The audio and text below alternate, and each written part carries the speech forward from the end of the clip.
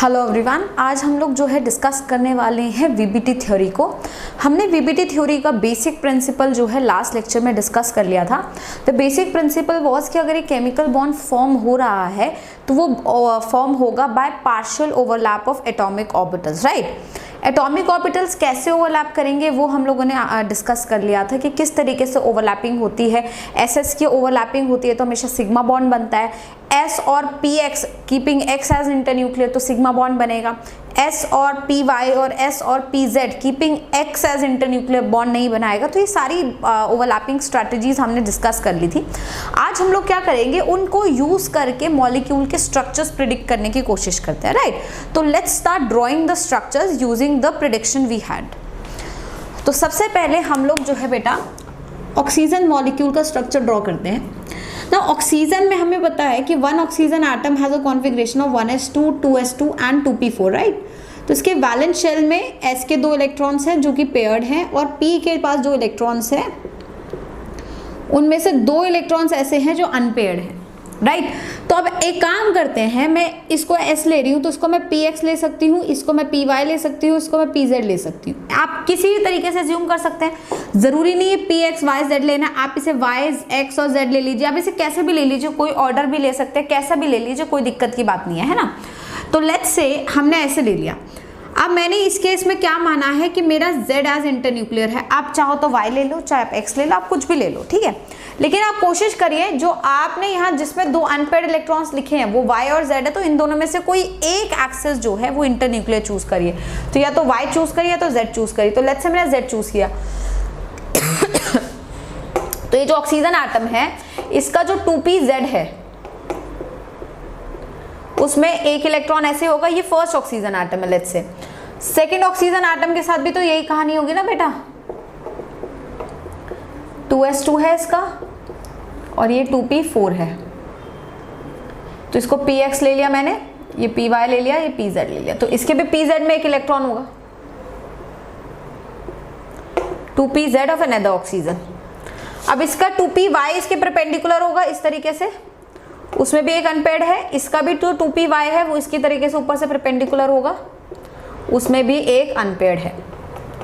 तो अब जब ये दोनों ऑक्सीजन एटम एक दूसरे के पास आएंगे तो हमने ये डिस्कस किया था कि पहले सिग्मा बॉन्ड बनता है बेटा, फिर पाई बॉन्ड बनता है। तो सबसे पहले ये हेड ऑन ओवरलैप करेंगे, 2pz of first oxygen overlapping with another 2pz of second oxygen, and this is, let's say, the internuclear axis. So when this form, I get a sigma bond which is formed, and after the sigma bond 2py of this will going to overlap with 2py of this, and when this will overlap, this will form a pi bond. So one oxygen and another oxygen will have a sigma bond and they will then have a pi bond. So that is why an oxygen will have basically a double bond in between. Now all the other electrons which this has, 2 electron ये, 2 electron ये, these are nothing but the lone pairs. Similarly इसके पास भी 2 electron यहाँ, 2 electron या, these are what? Lone pairs. तो valence shell में जो unpaired electron हैं वो बॉन्ड फॉर्मेशन में पार्टिसिपेट करेंगे और जो पेयर्ड इलेक्ट्रॉन्स है वैलेंस शेल के, they will exist as the lone pair of electrons. Do you understand the point? तो इस तरीके से हमने ये स्ट्रक्चर बना लिया बेटा, किसका? ऑक्सीजन का। नाउ सिमिलरली हम नाइट्रोजन का स्ट्रक्चर भी यहाँ ड्रॉ कर सकते हैं। लेट्स से मेरे पास नाइट्रोजन है N2, तो फर्स्ट नाइट्रोजन एटम जो है उसका होगा 1s2 2s2 2p3। तो 2s2 ये है and 2p3 is this. Similarly nitrogen का यहाँ पे तो 1s2 2s2 एंड 2p3। तो this is 2s2 and this is 2p3, right. तो अब आप इसको px ले लिया, लेट्स से आपने py ले लिया, pz ले लिया। अब आप इसमें से तीनों में ही अनपेयर्ड है तो किसी को भी जो है इंटरन्यूक्लियर मान सकते हैं। अगेन लेट्स से मैंने z एक्सिस को इंटरन्यूक्लियर माना, तो इसका pz और इसका pz जब ओवरलैप करेगा, देखिए ये pz और ये दूसरा pz, तो 2pz फर्स्ट नाइट्रोजन का, 2pz सेकेंड नाइट्रोजन का जब ओवरलैप करेगा तो एक सिग्मा बॉन्ड बनेगा। फिर इसके पास 2py भी है यहाँ पे जिसमें एक इलेक्ट्रॉन है, इसके पास भी 2py है जिसमें एक इलेक्ट्रॉन है। ये आपस में लेटरल ओवरलैप करेंगे एक पाई बॉन्ड बनाने के लिए। सिमिलरली इसके पास अगर आप यहाँ देखेंगे एक 2pz भी है यहाँ पे, जिसमें एक इलेक्ट्रॉन है, यहाँ पे भी 2pz है जिसमें एक इलेक्ट्रॉन है, और ये 2pz भी आपस में ओवरलैप करके एक पाई बॉन्ड बनाएंगे। तो टेक्निकली नाइट्रोजन एटम के बीच में एक सिग्मा होगा और 2 बॉन्ड किसके होंगे बेटा, पाई के। So will have 1 sigma bond and 2 pi bonds, right. So on this basis आप देख सकते हैं हम जो है वीबीटी के बेसिस पे मॉलिक्यूल के स्ट्रक्चर्स जो है ड्रॉ कर सकते हैं। सिग्मा बॉन्ड और पाई बॉन्ड कैसे बन रहा है वो ड्रॉ कर सकते हैं। अब इसके वैलेंस शेल में सिर्फ 2 ही इलेक्ट्रॉन्स है जो लोन पेयर रहेंगे, तो ये 2 इलेक्ट्रॉन यहाँ, 2 इलेक्ट्रॉन यहाँ। तो इस तरीके से हमारा नाइट्रोजन का ऑक्सीजन का स्ट्रक्चर ड्रॉ हुआ, राइट। अब देखिए थोड़ा सा कॉम्प्लेक्स करते हैं चीज़ों को और एक और जो है स्ट्रक्चर ड्रॉ करने की कोशिश करते हैं। लेट्स से हम ड्रॉ कर रहे हैं मीथेन का structure CH4। Let's try to draw the structure. सबसे पहली चीज़ ये स्ट्रक्चर और जो अभी तक आपने हाइड्रोजन, ऑक्सीजन, नाइट्रोजन के स्ट्रक्चर्स पढ़े उनमें प्रॉब्लम क्या है। उनमें प्रॉब्लम ये है, आप अभी जो स्ट्रक्चर पढ़ रहे थे वो डायटोमिक थे। डायटोमिक मतलब सिर्फ 2 ही एटम थे, ठीक है। अब आप अगर मीथेन का स्ट्रक्चर पढ़ेंगे ये डायटोमिक नहीं है, इसमें 4-5 एटम है, इनफैक्ट 4 सब्स्टिट्यूएंट एटम और एक सेंट्रल एटम है ना। और लुईस डॉट स्ट्रक्चर से मुझे बस इतना नॉलेज है कि मीथेन जो है उसको 4 बॉन्ड बनाने चाहिए हाइड्रोजन के साथ। This knowledge I have using Lewis dot. अब ये बॉन्ड बन कैसे रहे हैं, ऑर्बिटल ओवरलैप से बॉन्ड कैसे बन रहे हैं, उस पर मुझे भी विचार करना है, वीबीटी से मुझे वो देखना है ना। बट लुईस डॉट से मुझे नॉलेज है ना। अब एक काम करते हैं, सबसे पहले आपको ये पता है क्योंकि carbon has to form bonds with other hydrogens, तो कार्बन का कॉन्फ़िगरेशन लिखते हैं। तो कार्बन 1s2 2s2 और 2p2 होता है बेटा। तो इसके वैलेंस शेल में 2s2 है और 2p2 है ना। अगर मैं यही वाला कॉन्सेप्ट लेके चल रही हूँ जो मैंने यहाँ डिस्कस किया, यहाँ हम लोगों ने क्या डिस्कस किया था कि जितने अनपेयर्ड इलेक्ट्रॉन्स होते हैं उतने अनपेयर्ड इलेक्ट्रॉन, जैसे जो अनपेयर्ड इलेक्ट्रॉन है टेक्निकली वो बॉन्ड बनाएंगे। तो इसका अनपेयर्ड इसके साथ, ये अनपेयर्ड एक साथ बॉन्ड बनाएगा। ऑक्सीजन में क्या था, ध्यान दीजिएगा, ऑक्सीजन में क्या था कि ये अनपेयर्ड और ये अनपेयर्ड ही बॉन्ड बना रहे थे। तो मतलब अभी तक टेक्निकली अभी जो मैंने केसेस दिखे उसमें जो अनपेयर्ड इलेक्ट्रॉन जितने होते हैं उतने ही वो दूसरे के साथ बॉन्ड बना रहे होते हैं। अगर ये लॉजिक देखा जाए तो कार्बन इस अनपेयर्ड से एक हाइड्रोजन के साथ बॉन्ड बना सकता है, इस अनपेयर्ड से भी एक हाइड्रोजन के साथ बॉन्ड बना सकता है। तो कार्बन टेक्निकली 2 ही हाइड्रोजन के साथ बॉन्ड बना पाएगा, लेकिन कार्बन को मॉलिक्यूल के हिसाब से 4 हाइड्रोजन के साथ जो है बॉन्ड बनाना है। मतलब I should have 4 unpaired electron any how, मेरे पास होने ही पड़ेंगे 4 अनपेयर्ड इलेक्ट्रॉन, नहीं तो अदरवाइज मॉलिक्यूल का ऑक्टेट कंप्लीट नहीं होगा। Do you understand the point. तो ये अब एक कॉन्सेप्ट आएगा हमारे पास ग्राउंड स्टेट से एक्साइटेड स्टेट की तरफ जाने का। तो ये एक्साइटेड स्टेट कॉन्फ़िगरेशन का जो कॉन्सेप्ट है वो अब यूज होगा।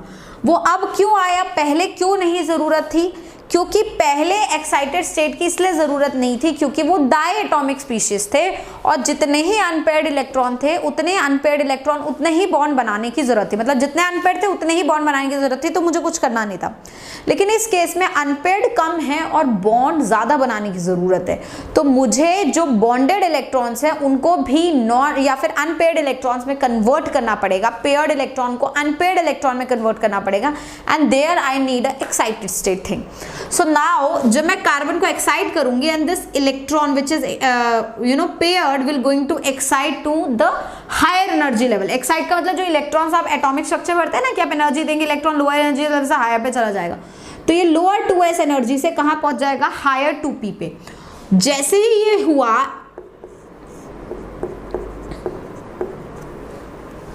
ये हो गया, ठीक है। जैसे ही आप इस तरीके से यहां पहुंचे तो अब आपको क्या लगा कि इलेक्ट्रॉन एक्साइट हो गया। अब देखिए 4 अनपेयर्ड इलेक्ट्रॉन, तो ये हाइड्रोजन के साथ बॉन्ड बना सकता है, ये भी बना सकता है, ये भी बना सकता है, ये भी बना सकता है, सारे हाइड्रोजन के साथ जो है बॉन्ड बना सकते हैं, ठीक है। तो अब लॉजिक लगाते हैं, ठीक है भैया सारे बनाएंगे। तो ये है 2s, ये है 2px, ये है 2py और ये है 2pz जो मेरे सामने आई पिक्चर, ठीक है। थोड़ी सी डिटेल और एनालिसिस करते हैं, जरा देखिए यहाँ पे। यहां तक तो आपको ऐसा लग रहा है कि बात सही है कि यहाँ पे ये 2s जो है हाइड्रोजन का पास तो 1s ऑर्बिटल होता है, 1s1 कॉन्फ़िगरेशन होती है। तो ये जो 2s है ये भी हाइड्रोजन के 1s1 से ओवरलैप कर ले, ये भी हाइड्रोजन के 1s1 से ओवरलैप कर ले, ये भी हाइड्रोजन के 1s1 से ओवरलैप कर ले और ये भी हाइड्रोजन के 1s1 से ओवरलैप कर ले।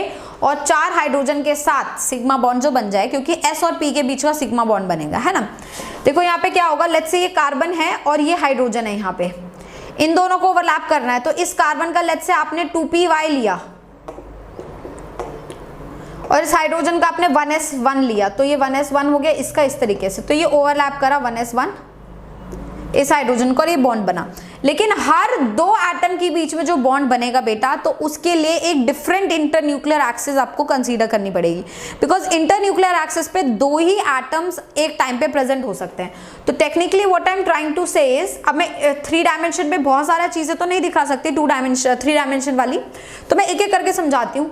तो जैसे ये 2s जो है ये 1s की 2s के साथ कंबाइन करेगा, तो ये एक लेट्स से हाइड्रोजन का बॉन्ड बना। तो इसमें मैंने एज्यूम करा कि कार्बन का जो इन्वॉल्व है वो है 2s1 और हाइड्रोजन का जो इन्वॉल्व है वो है 1s1।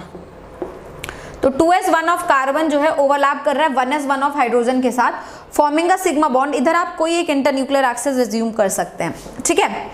फिर दूसरा भी हाइड्रोजन यहाँ आया। अब इस केस में इस कार्बन का जो इन्वॉल्व हुआ वो हुआ 2p let's say Z1, carbon का इन्वॉल्व हुआ और वो ओवरलैप करा है 1s1 ऑफ हाइड्रोजन के साथ।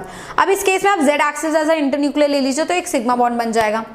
एक बॉन्ड आपने लेट्स से H के साथ यहाँ बनाया, तो इस केस में लेट्स से आपने ले लिया 2py1 of carbon overlapping with 1s1 of hydrogen. तो यहाँ आपने y एक्सिस एज इंटरन्यूक्लियर ले ली, तो ये यहाँ पे बन गया। सिमिलरली एक आपने यहाँ पे बॉन्ड बना लिया हाइड्रोजन के साथ, इसमें आपने ले लिया 2px of 1 of carbon with 1s1 of hydrogen.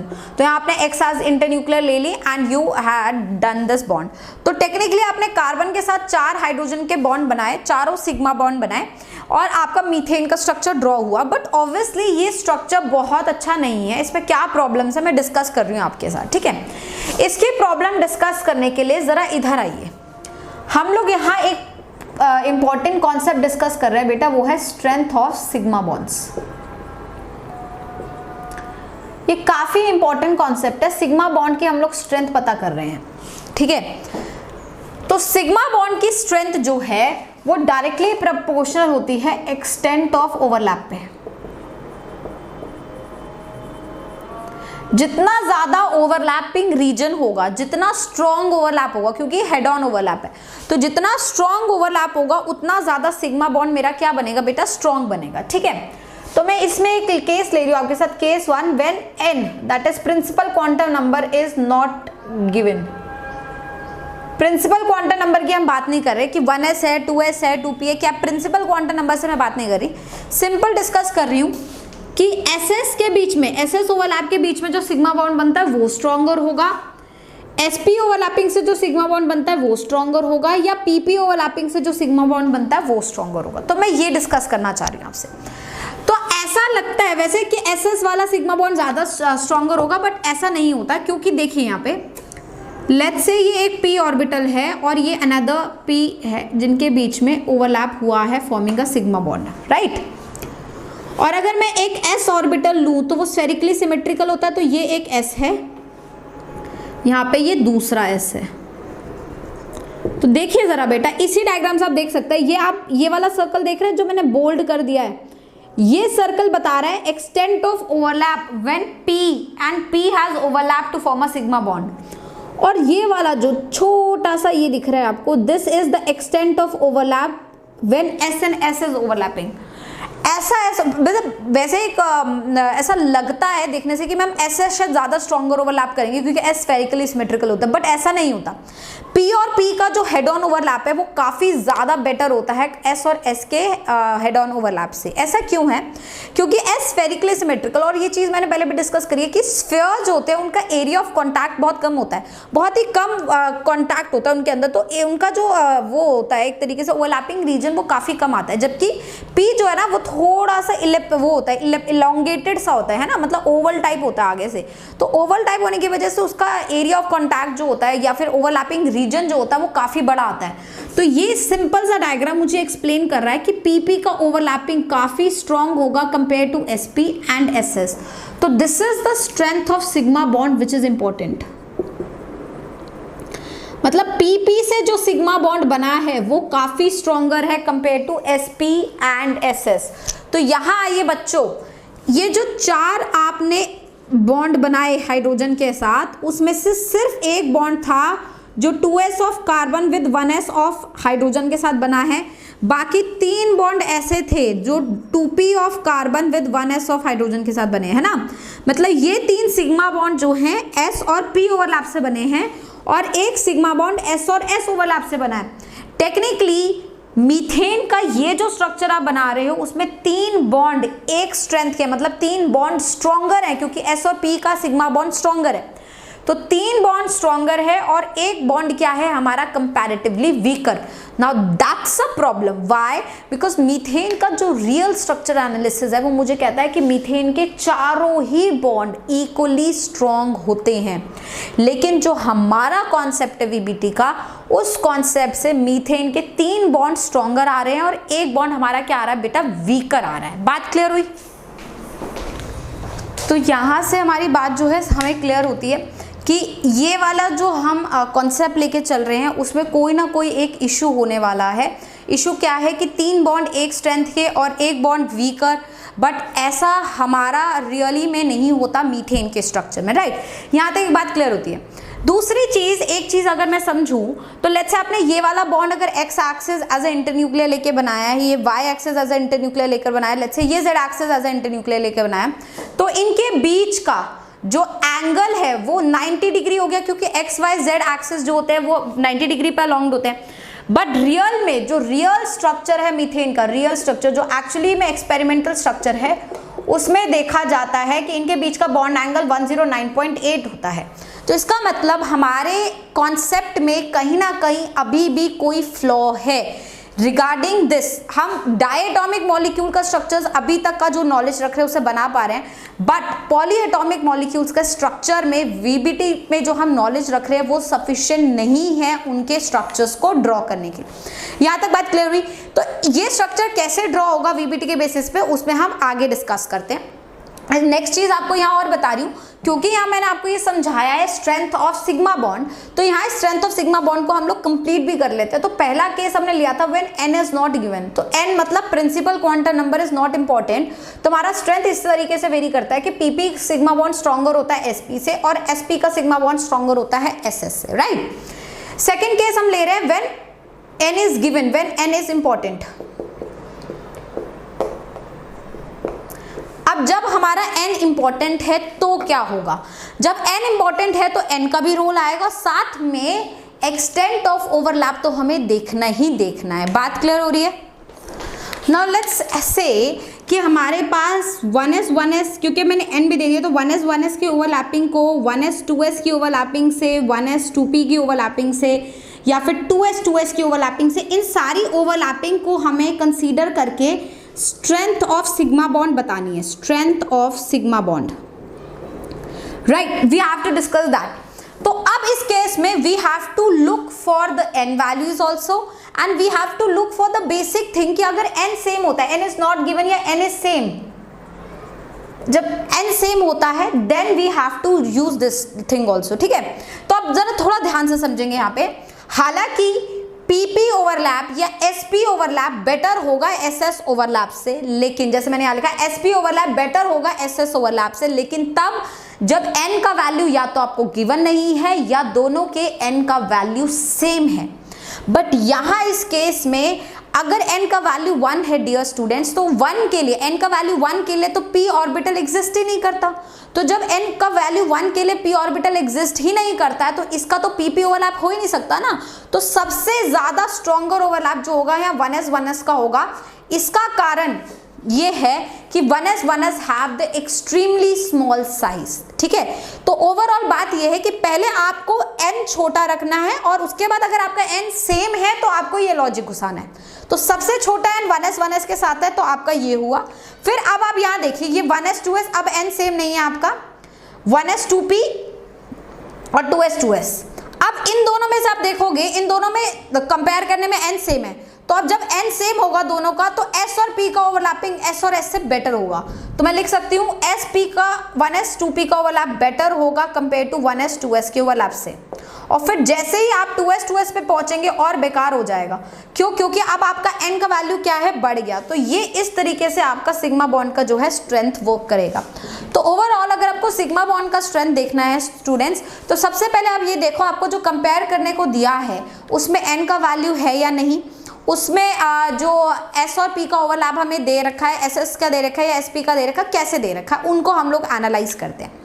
तो अब लॉजिक ये है कि अगर हमारे पास, ध्यान से सुनेंगे, n का वैल्यू या तो गिवन नहीं है या n का वैल्यू सेम है, तो pp ओवरलैप बेटर होता है sp से और sp बेटर होता है ss से। और अगर n का वैल्यू गिवन है तो smaller is the n, better is the overlapping. तो सबसे स्ट्रॉन्ग 1s का, फिर 1s 2p का, क्योंकि n छोटा है और s और p है, n सेम है, ss वीक होगा और ये वाला और वीक हो जाएगा क्योंकि n का वैल्यू बढ़ गया और ss ओवरलैप है। Do you understand the point? अब लेट्स से यहाँ पे 2p भी होता, लेट्स से एक चीज 2p डाल देती तो मैं 2p को बेटर करती कंपेयर टू 2s से, ठीक है। तो इस हिसाब से आप जो है स्ट्रेंथ ऑफ सिग्मा बॉन्ड भी निकाल सकते हैं। तो ये होगी बात स्ट्रेंथ ऑफ सिग्मा बॉन्ड की।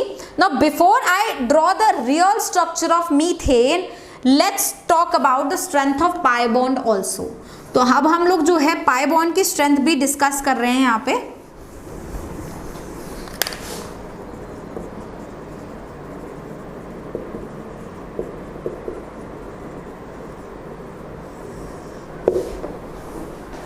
स्ट्रेंथ ऑफ पाई बॉन्ड, देखिए पाई बॉन्ड में ये होता है कि स्मॉलर ऑर्बिटल, जितना ज्यादा ऑर्बिटल छोटा होगा उतना ज्यादा लेटरल ओवरलैप बेटर होगा, क्योंकि पाई बॉन्ड बनता है लेटरल ओवरलैप से।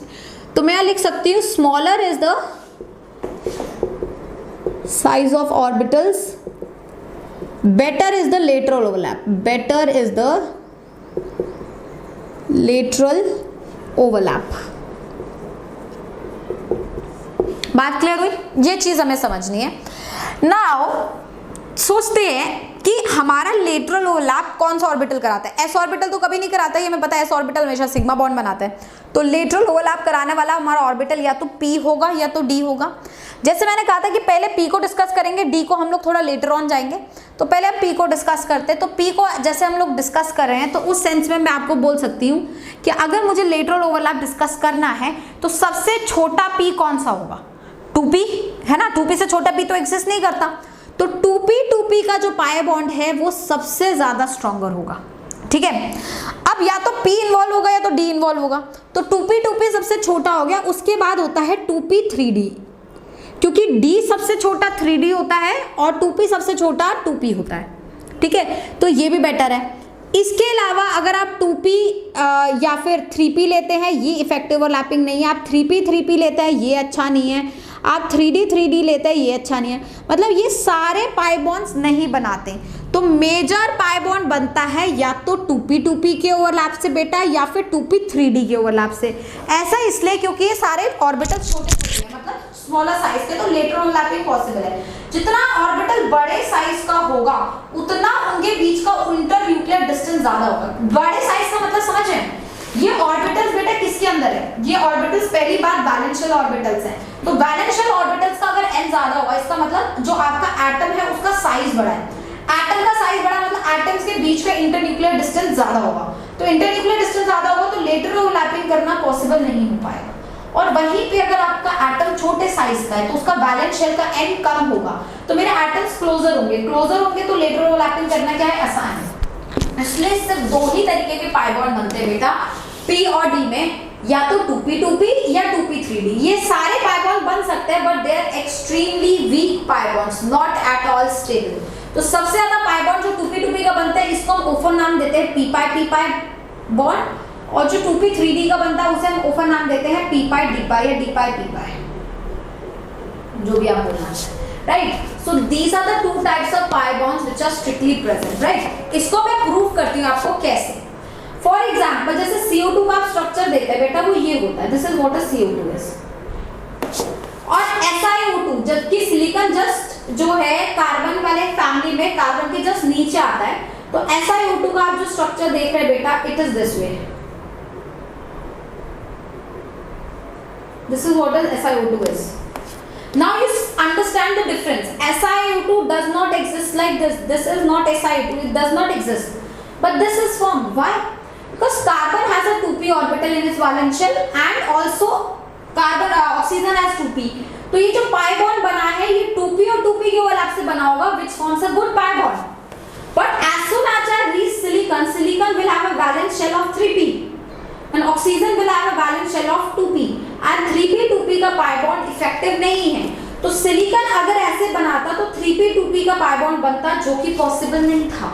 तो सिलिकॉन को अगर ऑक्सीजन के साथ जुड़ना है तो सिलिकॉन को सिग्मा बॉन्ड ही बनाना पड़ेगा। सिलिकॉन ऑक्सीजन के साथ पाई बॉन्ड नहीं बना पा रहा, और बट सिलिकॉन को अपना बैलेंस ही पूरा करना है, सिलिकॉन को 4 बॉन्ड बनाने हैं, इस वजह से उसे 4 ऑक्सीजन के साथ सिग्मा बनाना पड़ा, और ऑक्सीजन को बैलेंस पूरा करने के लिए 2 बनाने हैं, तो उसने एक बड़ा बल्की टाइप, एक तरीके से मैं बोल सकती हूँ बल्की 3 डायमेंशनल स्ट्रक्चर जो है एग्जिस्ट करता है, एग्जिस्ट करने लगता है। तो ये चीज आप लोगों के लिए क्या है बेटा, इंपॉर्टेंट है दैट यू अंडरस्टैंड दिस कि 2p पाई बॉन्ड काफी स्ट्रॉन्गर होता है, 3p पाई बॉन्ड अच्छा नहीं होता। आप इसको ऐसे भी इलस्ट्रेट कर सकते हैं, जैसे नाइट्रोजन है वो N2 की फॉर्म में एग्जिस्ट करता है like this, but phosphorus P4 होता है, P2 लाइक फास्फोरस कुछ नहीं होता, फास्फोरस हमेशा ये होता है, this is P4। Why? Because again P2 अगर बनाना है आपको तो इसका भी 3p है, इसका भी 3p, और 3p के बीच में पाई बॉन्ड नहीं बन सकता, बट जबकि नाइट्रोजन है तो 2p के बीच में पाई बॉन्ड बन सकता है। तो ये थोड़ा सा बेसिक नॉलेज आपने लिया रिगार्डिंग कि आपका सिग्मा बॉन्ड कौन सा स्ट्रॉन्गर है, पाई बॉन्ड आपका जो है कौन सा स्ट्रॉन्गर एग्जिस्ट कर रहा है। बात क्लियर हुई बच्चे?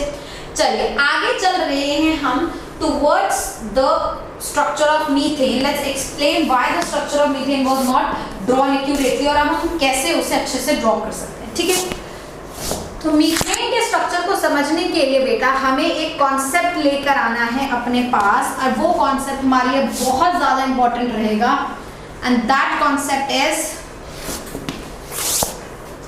Concept of hybridisation.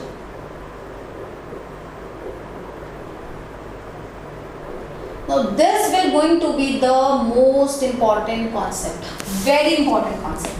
हालांकि हम लोग सब जानते हैं हाइब्रिडाइजेशन, कहीं ना कहीं हम स्कूल में इधर उधर पढ़ते हैं हाइब्रिडाइजेशन, लेकिन एक्चुअली हाइब्रिडाइजेशन क्या है, हाइब्रिडाइजेशन से क्या आ रहा है उसका फील हम लोग नहीं ले पा रहे, हम उसको उतार नहीं पा रहे अपने कॉन्सेप्ट में, हमें बस ऊपर ऊपर से पता है कि हाइब्रिडाइजेशन होता है। ठीक है, तो आओ चलो हम लोग अब मिलकर स्टडी करते हैं कि रियली में हाइब्रिडाइजेशन का क्या मतलब है और कैसे इसने मीथेन के स्ट्रक्चर की प्रॉब्लम को सॉल्व किया। देखो लॉजिक क्या है बच्चे, लेट्स से आपको मैंगो शेक बनाना है, समझ आ गई हमें मैंगो शेक बनाना है। ठीक है, अब लेट्स से मुझे 4 बंदों के लिए मैंगो शेक बनाना है। I have 2 ways to do it. I have 1 2 3 4 students जिनके लिए मुझे मैंगो शेक प्रिपेयर करना है। एक तरीका क्या है कि सबको मैंने इंडिविजुअली एम्प्टी ग्लासेस दे दिए, फिर सबके पास जाके मैंने ग्लासेस में मैंगोस डाल दिए इंडिविजुअली, फिर सबके पास जाके मैंने इंडिविजुअली सब में शुगर डाल दिया, फिर सबके पास जाके इंडिविजुअली मैंने मिल्क डाल दिया, और फिर ब्लेंडर लेके एक एक ग्लास में ब्लेंड करके मैंगो शेक बना दिया। ठीक है, यहाँ पर मैंने इंडिविजुअली मैंगो शेक 4 बच्चों को प्रोवाइड किया है, लेकिन क्या इसमें ऐसा होगा कि चारों के मैंगो शेक एकदम सेम टेस्ट कर, नहीं ना, क्योंकि मैंने इंडिविजुअली डाला, हो सकता है किसी में चीनी ज्यादा डल गई हो सकता है किसी में मैंगो कम रह गया हो सकता है किसी में सही से ब्लेंड ना हो, समथिंग लाइक दिस। तो चारों मैंगो शेक्स जो बने हैं वो एकदम सेम टेस्ट के नहीं होंगे, है ना। That is exactly what we are doing in the previous methane का स्ट्रक्चर। मैं मीथेन को मान लो, कार्बन को मान लो आप बेसिकली एक मैंगो शेक वाला थी जो बना रहा है मैंगो शेक, बेसिकली कार्बन क्या कर रहा है, वो 4 बॉन्ड बना रहा है ना, तो वो चारों बॉन्ड उसने कैसे बनाए हैं, इंडिविजुअली बनाए हैं। अपने एक ऑर्बिटल से इससे ओवरलैप करा इंडिविजुअली, फिर एक ऑर्बिटल से एच से ओवरलैप करा इंडिविजुअली, फिर एक ऑर्बिटल से इस एच से ओवरलैप करा इंडिविजुअली, इस ऑर्बिटल से इस एच से ओवरलैप करा इंडिविजुअली, और इस वजह से जो चारों बॉन्ड है वो इक्वल स्ट्रेंथ के नहीं आए हैं। ठीक है, अब सेकंड तरीका देखते हैं, क्या, टेक अ बिग जार, चारों के हिसाब से वहां मैंगोज डालो, चारों के हिसाब से शुगर ऐड करो, मिल्क ऐड करो, सबको एक साथ ब्लेंड करो, यूनिफॉर्मिटी लाओ, और फिर चारों ग्लासेस में पोर कर दो। नाउ इन दैट केस चारों के चारों हमारे जो ग्लास होंगे उनमें मैंगो शेक का टेस्ट सेम होगा, क्योंकि उनका सोर्स एक है ना। अब ये कॉन्सेप्ट मुझे मीथेन के स्ट्रक्चर में लेकर आना है। ठीक है, अब ये कॉन्सेप्ट कैसे वर्क कर रहा है देखिए, कार्बन का बैलेंस शेल है 2s2 2p2, जिसको ग्राउंड स्टेट में, एक्साइटेड स्टेट में ये बनता है बेटा 2s1 2p1 2p3 बेसिकली ये। अब ये कहना चाह रहा है कि आप इंडिविजुअली जब बॉन्डिंग कराओगे इनके अंदर क्या एनर्जी सेम है? क्या 2s2p की एनर्जी सेम है? नहीं। तो जब 2s2p की एनर्जी सेम नहीं है तो 2s से जो H का बॉन्ड बनेगा, 2p से जो H का बॉन्ड बनेगा, उससे आप कैसे मान सकते हो कि सारे CH बॉन्ड की एनर्जी सेम होगी? भाई जब सोर्स ही सेम नहीं है सबका तो सारे बॉन्ड कैसे सेम होंगे? जब चारों मैंगो शेक सेम सोर्स से आ ही नहीं रहे हैं, चारों डिफरेंटली प्रिपेयर किए गए हैं, तो चारों का साइड वो कैसे सेम होगा, टेस्ट कैसे सेम होगा? तो ये लॉजिक आपको अब यहाँ फिट करना है। तो अब ये मैंगो शेक वाली चीज को मैं यहाँ फिट करूंगी, मैं ये बोलूंगी कि एनर्जी के लिए अगर मुझे चारों H, मैं देखो बेसिकली ये चारों को बॉन्ड बनाना है तो पहले तो इन चारों को इक्वल एनर्जी का करो, इनकी एनर्जी को इक्वलाइज करो, इक्वलाइज देयर एनर्जीज। अगर इन सोर्स की एनर्जी इक्वल हो जाएगी तो इससे जो चारों बॉन्ड बनेंगे वही सारे क्या होंगे? सेम एनर्जी के ही बनेंगे, ऑफ कोर्स, क्योंकि उनका सोर्स सेम है।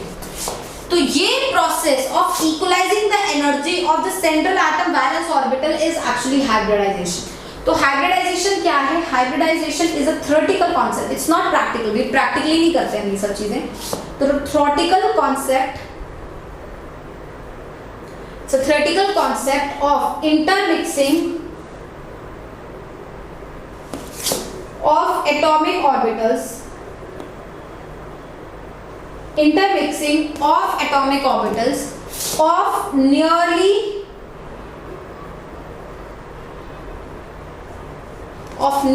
same energy and size to generate new orbitals of similar size and energy and equal energy। तो आप बेसिकली इन ऑर्बिटल्स को इंटरमिक्स करो, नए ऑर्बिटल जनरेट करो, सारे नए ऑर्बिटल एक जैसे दिखने चाहिए, एक सिमिलर साइज होना चाहिए उनका, और सबकी एनर्जी भी सेम होनी चाहिए। ये फिनोमेना कहलाता है हाइब्रिडाइजेशन। इस फिनोमेना में number of atomic orbitals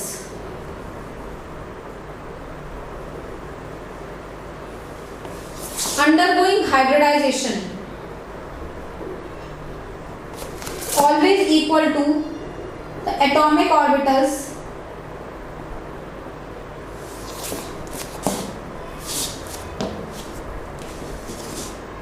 newly formed, या फिर बोल सकते हैं hybridised orbital. Now what I am trying to say is कि जितने एटॉमिक ऑर्बिटल आप इक्वल एनर्जी के लिए मिक्स करेंगे आपको उतने ही हाइब्रिड ऑर्बिटल मिलेंगे। तो आप चार ऑर्बिटल, 1 2 3 4, चार ऑर्बिटल को अगर एनर्जी सेम करेंगे तो आपको 4 हाइब्रिड ऑर्बिटल मिलेंगे। आप 2 हाइब्रिड ऑर्बिटल को मिलाएंगे तो आप 2 एटॉमिक ऑर्बिटल को मिलाएंगे तो 2 हाइब्रिड ऑर्बिटल मिलेंगे, 3 को मिलाएंगे तो 3 मिलेंगे। मतलब जितने एटॉमिक ऑर्बिटल डालते जाएंगे उतने ही हाइब्रिड ऑर्बिटल्स आपको मिलते जाएंगे। ठीक है, ऐसा कुछ रूल नहीं है कि सिर्फ वही जो ऑर्बिटल है जिनमें अनपेयर्ड इलेक्ट्रॉन है वही हाइब्रिडाइज हो सकता है। अनपेयर्ड और पेयर्ड दोनों तरीके के ऑर्बिटल जो है, जो इलेक्ट्रॉन रख रहे हैं वो दोनों हाइब्रिडाइज हो सकते हैं। तो इलेक्ट्रॉन्स मतलब ये बोल सकते हैं हाइब्रिड ऑर्बिटल कंटेनिंग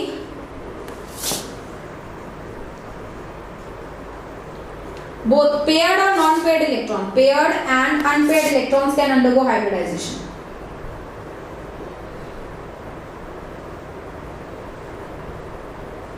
सारे ही इस तरीके के ऑर्बिटल्स जो हैं हाइब्रिडाइजेशन में पार्टिसिपेट कर सकते हैं। ऐसा कोई नहीं है कि सिर्फ अनपेयर्ड ही करेंगे या पेयर्ड ही करेंगे। अब ये कॉन्सेप्ट अपना बहुत इंपॉर्टेंट, ठीक है। अब थोड़ा डिटेल में समझते हैं। लेट्स से एक s orbital, 1s orbital, 1s को ऐसे ना मान के आप ऐसे लिखिए 1s। इस 1s का मतलब ये नहीं कि 1s प्रिंसिपल क्वांटिटी नंबर वाला 1 नहीं है, एक s ले ली, ठीक है। तो इसका मतलब है एक s ऑर्बिटल और एक p ऑर्बिटल अगर आप हाइब्रिडाइज कराएं, s हाइब्रिडाइज कराएंगे तो जो हाइब्रिडाइजेशन होगी वो sp होगी। अब मैं इसको क्लियरली समझाती हूँ मैं क्या बोलने वाली हूँ। मैं कह रही हूँ, केसेस बना रही हूँ। Case 1s orbital mixes with 1p orbital for hybridization। तो जब एक s ऑर्बिटल मिक्स करेगा एक p के साथ, कोई भी एक s और कोई भी एक p अगर मिक्स करेंगे, नियरली सेम एनर्जी के होने चाहिए और सेम साइज के होने चाहिए, तो जब मिक्स करेंगे हाइब्रिडाइजेशन के लिए तो जो हाइब्रिडाइजेशन होगी उसको बोलेंगे sp हाइब्रिडाइजेशन। और इससे हमारे पास, क्योंकि मैंने 2 ऑर्बिटल मिलाए, एक s और एक p, 2 sp hybridized orbitals will be produced. तो 2 sp हाइब्रिडाइज्ड ऑर्बिटल जो है प्रोड्यूस होंगे, ये मैं बोलना चाह रही हूँ। तो आप एक s लो, कोई भी एक p ले लो, इनको ओवरलैप नहीं करा रहे, इनको मिक्स करा रहे हैं, तो होगा क्या, हाइब्रिड ऑर्बिटल जनरेट होंगे। हाइब्रिड ऑर्बिटल 2 जनरेट होंगे और दोनों हाइब्रिड ऑर्बिटल को नाम दिया जाएगा sp sp। ठीक है, बात क्लियर हुई? अब सोचो, जो आपका s ऑर्बिटल है वो स्फेरिकली सिमेट्रिकल है और जो आपका p ऑर्बिटल है वो इलोंगेटेड है। तो हाइब्रिड ऑर्बिटल कैसा होता है? हाइब्रिड ऑर्बिटल में s के भी कैरेक्टरिस्टिक होते हैं और p के भी कैरेक्टरिस्टिक होते हैं। तो इस तरीके से एक हाइब्रिड ऑर्बिटल दिखता है मुझे, मतलब जैसे p वाला होता है उसके दोनों लोब सेम होते हैं ना, ऐसा नहीं है। अब s वाले का जो लोब है वो स्फेरिकल होता है, तो स्फेरिकल प्लस 2 लोब जैसा एक हाइब्रिड ऑर्बिटल मुझे दिखेगा। तो दिस इज 1 हाइब्रिड ऑर्बिटल। और ऐसे मुझे कितने हाइब्रिड ऑर्बिटल मिलेंगे? 2 हाइब्रिड ऑर्बिटल मिलेंगे, और वो दोनों ही हाइब्रिड ऑर्बिटल ऐसा देखा जाता है एक दूसरे के साथ 180 डिग्री पे क्या रहते हैं, अरेंज रहते हैं। तो जब एक s ऑर्बिटल और एक p ऑर्बिटल को मिक्स कराती हूँ तो 2 sp हाइब्रिडाइज्ड ऑर्बिटल लेकर आती हूँ, और दोनों sp हाइब्रिड ऑर्बिटल एक दूसरे के साथ 180 डिग्री पे अरेंज रहते हैं। समझ में बात? तो ये कॉन्सेप्ट है हमारा। ठीक है, तो अब एक एक करके हाइब्रिडाइजेशन को जो है क्लियरली समझते हैं।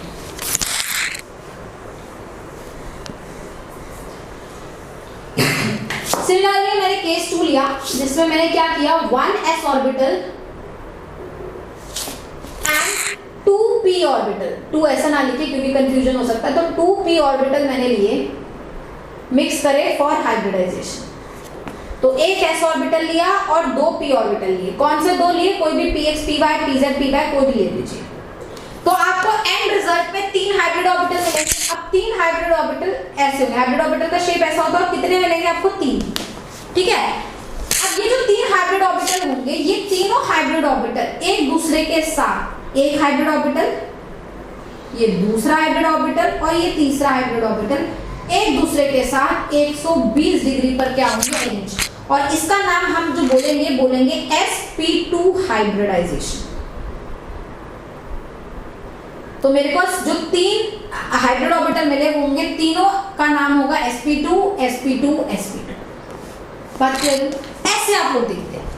फिर आपने केस 3 करा कि जब आपका 1s orbital and 3p orbital,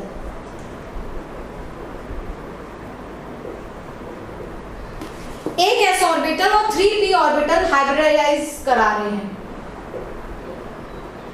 तो एक s 3p ऑर्बिटल मिक्स करें, मतलब एक s प्लस 3p ऑर्बिटल जो है मिक्स करें, तो जो हाइब्रिड ऑर्बिटल बना वो होगा आपका 4 हाइब्रिड ऑर्बिटल होंगे, और चारों को sp3 का नाम दिया जाएगा। चारों अब देखिए कैसे अरेंज होंगे, 1 2 3 और 4। ये चारों जो है 109.8 डिग्री पर अरेंज होंगे। चारों को हम लोग नाम देंगे sp3 sp3 sp3 sp3। समझ रहे हैं? तो ओवरऑल आपके पास sp हाइब्रिडाइज्ड ऑर्बिटल है, sp2 हाइब्रिडाइज्ड ऑर्बिटल है और sp3 हाइब्रिडाइज्ड ऑर्बिटल है। sp हाइब्रिडाइज्ड के टोटल ऑर्बिटल्स कितने होते हैं? 2 होते हैं। sp2 वाले टोटल हाइब्रिड ऑर्बिटल 3 होते हैं, और sp3 वाले टोटल हाइब्रिड ऑर्बिटल कितने होते हैं? 4 होते हैं हाइब्रिडाइज्ड ऑर्बिटल। ठीक है, sp वाले जो होते हैं एक दूसरे के साथ 180 पर अरेंज होते हैं, जिनमें बोलती हूँ लीनियर अरेंजमेंट। sp2 वाले जो 3 होते हैं वो एक दूसरे के साथ 120 पर अरेंज होते हैं, जिनको मैं बोलती हूँ ट्राइगोनल प्लेनर अरेंजमेंट। ठीक है बेटा? और sp3 वाले जो होते हैं वो एक दूसरे का साथ 109 पर अरेंज रहते हैं, और इनको हम लोग बोलते हैं टेट्राहेड्रल अरेंजमेंट। तो इस तरीके से हमारा हाइब्रिडाइजेशन वाला जो कॉन्सेप्ट है वो आपके पास आया। बात क्लियर हुई? चलिए, ये आपने सिर्फ देखा कि आपने जितने मिक्स करे उतने ही मिले, और जो मिले वो कैसे अरेंज हुए। ठीक है, थोड़ा सा हाइब्रिडाइजेशन के लिए हम लोग और डिटेल लेंगे बच्चे। देखो बहुत सारी चीजें हैं इस पे जो आपको समझनी है। मैं सारी तरीके के हाइब्रिडाइजेशन को अब एक बार करके आपके सामने रख रही हूँ। अभी मैं सिर्फ एस और पी को रख रही हूँ, जब डी आएगा तो आपको समझ आएगा। एसपी हाइब्रिडाइजेशन में अगर आप परसेंटेज एस और परसेंटेज पी की बात करें तो एक एस मिलाते एक पी बनाते तो 1/2 हो गया ना, मतलब 50% एस है और सिमिलरली 50% ही इसके अंदर क्या होगा, पी होगा। sp2 में आप देखेंगे तो s 1/3 टाइम्स है, मतलब 33% के आसपास, तो p जो हो जाएगा वो 2/3 टाइम्स हो जाएगा, मतलब 67% के आसपास। और sp3 में आप s देखिए 1/4 टाइम्स है, मतलब 25% के आसपास, और p कैरेक्टर उसमें 75% के आसपास होगा, है ना। तो आप देख रहे हैं जैसे आप sp से sp3 से sp2 और sp की तरफ जाते हैं ऊपर की तरफ, तो परसेंटेज s कैरेक्टर आपका क्या करने लगता है, बढ़ने लगता है, परसेंटेज p कैरेक्टर आपका कम होने लगता है। बात क्लियर। तो परसेंटेज s किस में ज्यादा है, sp में ज्यादा है, sp2 में कम है, sp3 में और कम है। तो एक चीज याद रखिए बेटा, as percentage s character increases electronegativity increases, bond order increases और बॉन्ड लेंथ डिक्रीजेस। ये सारी चीजें जो है वो रिलेटेड है परसेंटेज एस कैरेक्टर से। तो मैं लिख सकती हूँ कि percentage S character directly proportional है इलेक्ट्रोनेगेटिविटी के, डायरेक्टली प्रोपोर्शनल है बॉन्ड ऑर्डर के, और बॉन्ड ऑर्डर इनवर्सली प्रोपोर्शनल है बॉन्ड लेंथ के, और डायरेक्टली प्रोपोर्शनल है बॉन्ड स्ट्रेंथ के। तो अगर sp हाइब्रिडाइजेशन होगी तो बॉन्ड ऑर्डर हाईएस्ट होगा, बॉन्ड स्ट्रेंथ हाईएस्ट होगी, इलेक्ट्रोनेगेटिविटी हाईएस्ट होगी, बॉन्ड लेंथ शॉर्टेस्ट होगी। वहीं अगर sp3 है तो बॉन्ड इलेक्ट्रोनेगेटिविटी लीस्ट होगी, बॉन्ड लेंथ मैक्सिमम होगी, बॉन्ड ऑर्डर मिनिमम होगा, बॉन्ड स्ट्रेंथ भी हमारी क्या होगी, कम होगी, और इलेक्ट्रोनेगेटिविटी भी हमारी क्या होगी, कम होगी। तो ये सारे parameters on the basis of percentage S character decide होते हैं। तो अभी थोड़ा थोड़ा आप जैसे स्ट्रक्चर्स बनाते जाएंगे मॉलिक्यूल का, आपको भी जो है क्लियर होते जाएगा। बात यहाँ क्लियर हुई। चलिए, काफी इंपॉर्टेंट चीज हमने यहाँ डिस्कस करी है, और बहुत डिटेल में आपको थोड़ी एक चीज समझाऊं यहाँ पे बच्चे। ये जो सारे ऑर्बिटल्स आप देख रहे हैं ना, जो मैंने आपको ऐसा लग रहा है कि हर हाइब्रिड ऑर्बिटल तो मैम एक बड़ा लोब एक छोटा लोब लेके बनता है, बट एक्चुअली में ये लोब का साइज भी बड़ा फर्क करता है। आप देख रहे हो जो sp हाइब्रिडाइज्ड ऑर्बिटल होगा ना, उसका ये लोब काफी मतलब स्फीयर टाइप होगा, क्योंकि इसमें परसेंटेज एक्स मैक्सिमम है। जब हम sp2 में जाएंगे ना तो ये स्फीयर ना होकर थोड़ा इलांगेटेड टाइप हो जाएगा ऐसे, क्योंकि अब इसमें परसेंटेज p बढ़ेगा। और आप sp3 में जाएंगे ना जब, तो लोब और इलांगेटेड टाइप हो जाएगा। तो बेसिकली जब आप नीचे की तरफ जा रहे हैं तो आपका परसेंटेज p बढ़ रहा है, परसेंटेज s घट रहा है, तो आप देख रहे हैं लोब साइज वो है इलांगेटेड होता जा रहा है, लोब साइज इलांगेटेड हो जा रहा है स्फीयर से। तो ये बहुत सारी डिटेल नॉलेज है, हालांकि इससे हमारा कोई सवाल वाली चीज नहीं आती, सवाल नहीं सॉल्व होते। सवाल के लिए तो ये चीज इंपॉर्टेंट है आपके लिए, और ये किस तरीके से हमने अरेंजमेंट करा है ये इंपॉर्टेंट, ठीक है।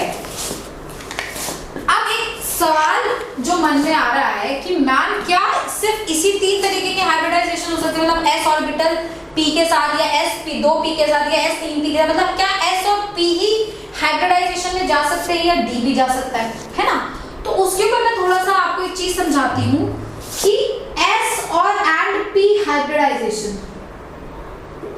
इज हाईली इफेक्टिव, काफी ज्यादा इफेक्टिव होती है s और p के हाइब्रिडाइजेशन। मतलब कौन सी हाईली इफेक्टिव हुई, sp, sp2 और sp3 सारी जो हाइब्रिडाइजेशन है जो s और p को लेकर है, मतलब नंबर की बात नहीं करी, s और p को लेकर जो है वो हाईली इफेक्टिव है, क्योंकि एक s ऑर्बिटल का साइज और एक p ऑर्बिटल का साइज ऑलमोस्ट सिमिलर होता है। एक s ऑर्बिटल की एनर्जी और p ऑर्बिटल की एनर्जी में डिफरेंस होता है, लेकिन बहुत ज्यादा नहीं होता। तो क्योंकि s orbital and p orbital are almost similar in size and energy, thus they have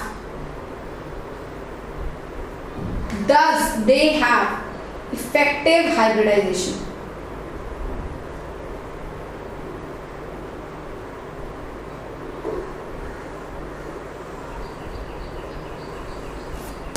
Thus they have effective hybridization. तो S और P का हाइब्रिडाइजेशन काफी इफेक्टिव जो है माना जाता है बच्चों। बट वहीं पे अगर D की बात करें तो D भी हाइब्रिडाइज करता है, ऐसा नहीं कि D हाइब्रिडाइज नहीं करता, लेकिन बहुत सारे कंडीशंस हैं जिसमें D का हाइब्रिडाइजेशन इफेक्टिव नहीं होता। वो सारे कंडीशंस में लेकर आऊंगी आपके सामने, ठीक है। लेकिन D भी, अब जैसे 5 D ऑर्बिटल है तो पांचों के पांचों D ऑर्बिटल हाइब्रिडाइज नहीं करते, मैक्सिमम 1, 2 या 3 ही D ऑर्बिटल जो है हाइब्रिडाइज कर सकते हैं। तो ऐसा हो सकता है कि एक S 3p और 1 D हाइब्रिडाइज कर ले, एक S 3p और 2D हाइब्रिडाइज कर ले, एक S 3p और 3D हाइब्रिडाइज कर ले। बेटा ये please these are not principal quantum numbers में रिपीट करिए, कंफ्यूज मत होना है। प्रिंसिपल क्वांटम नंबर नहीं, नंबर ऑफ sp-d ऑर्बिटल्स में बता रहे हैं। तो अगर एक S और 3p ऑर्बिटल और 1D ऑर्बिटल हाइब्रिडाइज करेगा तो sp3d हाइब्रिडाइजेशन बन सकती है, sp3d2 हाइब्रिडाइजेशन बन सकती है और sp3d3 हाइब्रिडाइजेशन बन सकती है। D के साथ ये 3 ही हाइब्रिडाइजेशन देखने को मिलती है, sp3d4 जैसी कोई हाइब्रिडाइजेशन नहीं होती, क्योंकि 4 D ऑर्बिटल को हाइब्रिडाइज कराना बहुत डिफिकल्ट है। इनफैक्ट इनको भी हाइब्रिडाइज कराना डिफिकल्ट है। तो यहाँ एक नोट लिख लीजिए, hybridization of D orbital is very difficult.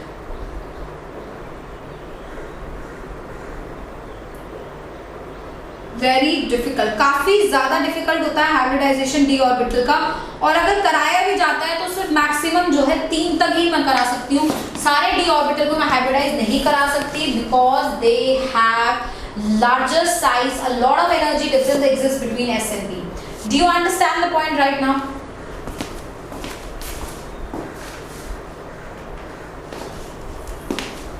तो चलिए इसी को आगे लेके चलते हैं थोड़ा सा और बताते हैं D ऑर्बिटल की हाइब्रिडाइजेशन के ऊपर। तो D हाइब्रिडाइजेशन जो है, D orbital hybridization is highly ineffective, बहुत अच्छी नहीं है। sp hybridization is highly effective. तो S and P हाइब्रिडाइजेशन को मैं लिखूंगी हाईली इफेक्टिव। बेटा आई कैन बेट यू इस तरीके का केमिकल बॉन्डिंग आपने आज तक कभी पढ़ा ही नहीं होगा, क्योंकि इस तरीके की केमिकल बॉन्डिंग में जो पढ़ा रही हूँ उसको केमिकल बॉन्डिंग तक स्ट्रिक्ट ना रहते, जो भी इनऑर्गेनिक केमिस्ट्री के इंपॉर्टेंट कॉन्सेप्ट्स है, P ब्लॉक S ब्लॉक से रिलेटेड जितने भी सवाल आते हैं वो सारे हम इसी चैप्टर में करेंगे। इसलिए इस चैप्टर को हम काफी डिटेल में तसल्ली से जो है पढ़ेंगे, क्योंकि ये चैप्टर अगर हमने एक ही चैप्टर कर लिया तो मेरी इनऑर्गेनिक केमिस्ट्री जो है 80% सॉल्व हो जाती है, 20% तो सिर्फ रिएक्शन बच जाते हैं इनऑर्गेनिक के जो करने होते हैं, ठीक है। तो इनऑर्गेनिक भी वैसे सिर्फ 80% ही हमें अच्छे से सॉल्व करने आ जाए तो हमारा बहुत कल्याण हो जाएगा। तो 80% अच्छे से करना मतलब सिर्फ आपको अच्छे से क्या करना है, केमिकल बॉन्डिंग, ठीक है। तो S और P का हाइब्रिडाइजेशन हाईली इफेक्टिव कहलाता है, S, P and D hybridization ineffective होता है। इसको मैं प्रूव करती हूँ आपके सामने कैसे, ठीक है। आई विल प्रूव करूंगी कैसे। अगर ये चीज हमें प्रूव करनी है तो सबसे पहले हम लोग एक फॉर्मूला लिखेंगे, formula for calculation of hybridization. हाइब्रिडाइजेशन निकाले कैसे, हमें कैसे पता चलेगा इस मॉलिक्यूल का क्या हाइब्रिडाइजेशन है। तो हाइब्रिडाइजेशन निकालने के लिए एक फॉर्मूला मैं आपको दे रही हूँ, वो है Cn is equal to half of V plus M minus C plus A। ये हाइब्रिडाइजेशन बेटा सिर्फ और सिर्फ सेंट्रल एटम की होती है, ये भी आप पॉइंट लिखिए। Hybridization happens only for central atom, exists only for central atom। सिर्फ सेंट्रल एटम के लिए हाइब्रिडाइजेशन होती है, सब्सिट्यूएंट एटम्स की हाइब्रिडाइजेशन हम लोग नहीं कराते हैं, ठीक है।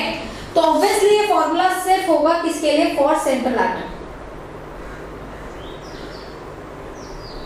अच्छा, कितने बच्चे ऐसे होंगे जिनको ये नहीं पता होगा सेंट्रल एटम कैसे चूज करते हैं। तो सेंट्रल एटम कैसे चूज करते हैं वो मैं आपको यहाँ बता रही हूँ। सेंट्रल एटम वो होता है जो बेसिकली एक तरीके से बोल लीजिए लार्जेस्ट साइज का है, कम अमाउंट में प्रेजेंट है, मतलब लोएस्ट नंबर में प्रेजेंट है, ठीक है। तो यही हमारा दो कैरेक्टरिस्टिक्स होते हैं जो बेसिकली सेंट्रल एटम के अंदर खास होते हैं, कि एक तो सबसे इंपॉर्टेंट चीज है कि वो कम नंबर में प्रेजेंट होगा और उसका साइज सबसे बड़ा होगा, ठीक है। ये चीज याद रखनी है। तो हाइब्रिडाइजेशन से सेंट्रल एटम का होता है। अब बताती हूँ इसमें ये सारी चीजें क्या है। इसमें V होता है valence electrons of central atom, central atom Cm लिखा मैंने। M होता है नंबर ऑफ मोनोवैलेंट स्पीशीज,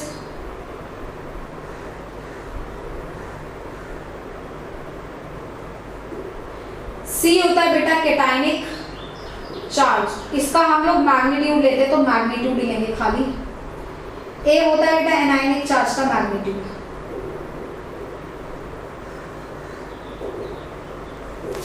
ये होता है। इस फॉर्मूले से मैं किसी भी एलिमेंट का जो है हाइब्रिडाइजेशन प्रेडिक्ट कर सकती हूँ, ठीक है।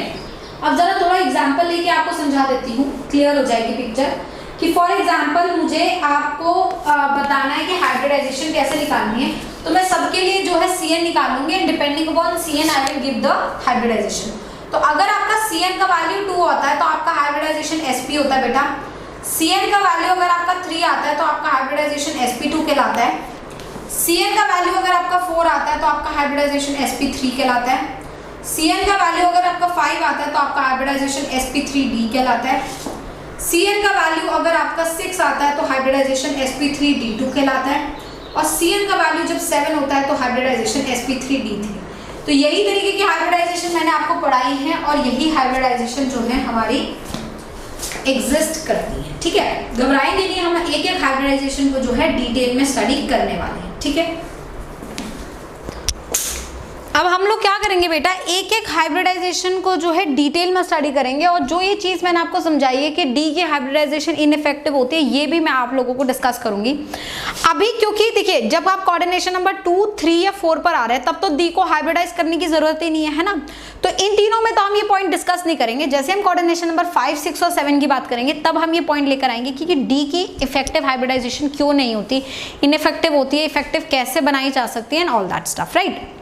पहले हम लोग क्या करते हैं, इन सारे कोऑर्डिनेशन नंबर को एक एक करके डिस्कस करते हैं और वीबीटी से सबके स्ट्रक्चर बनाने की कोशिश करते हैं, ठीक है।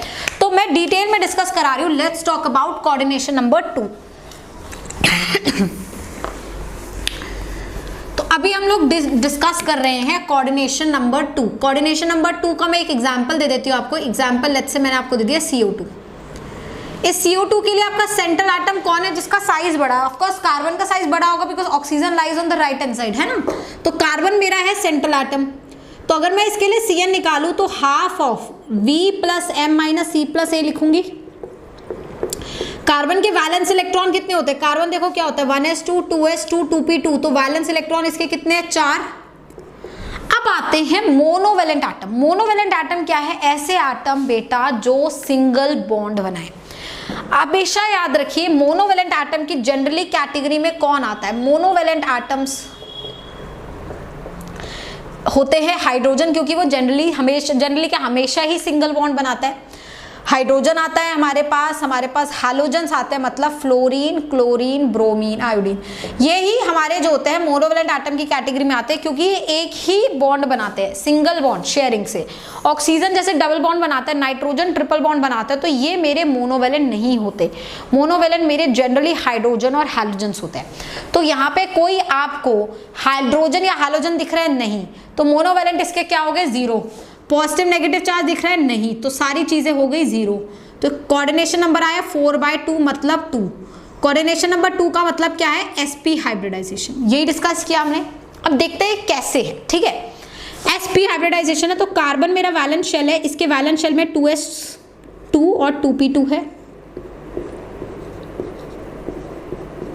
ये कैटेगरी है मेरी कार्बन की। अब आप एक बात बताएंगे कि यहाँ पे आपको यूँ सोचना है, यहाँ पे क्या आपको जो है मतलब एक तरीके से देखा जाए आपको एक्साइट करना है इलेक्ट्रॉन या नहीं करना?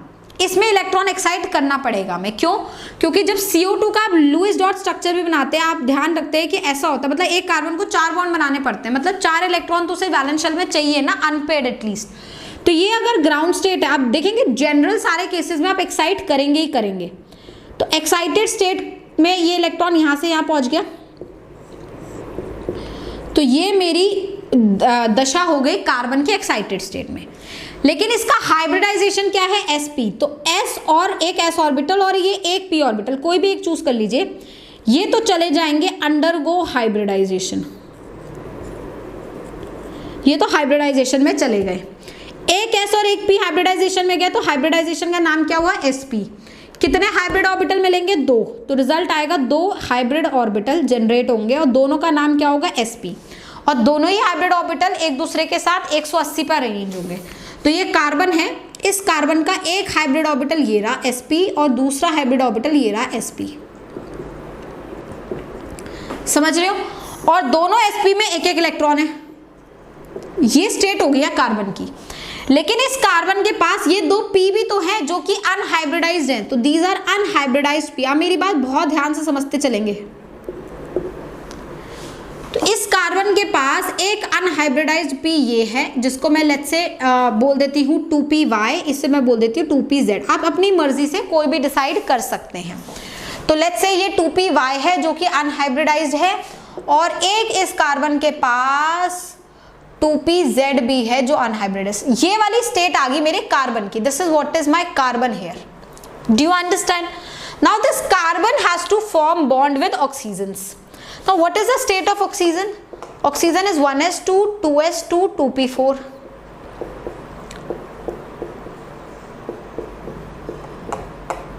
ये है।